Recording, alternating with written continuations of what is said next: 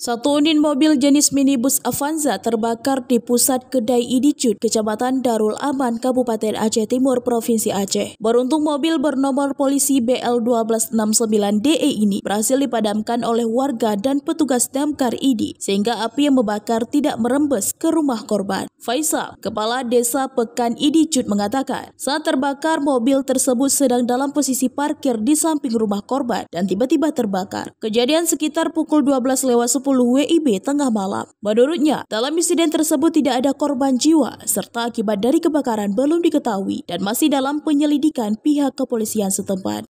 Jam 12 lewat, Pak. Ini berarti musibah mobil Avanza. 9.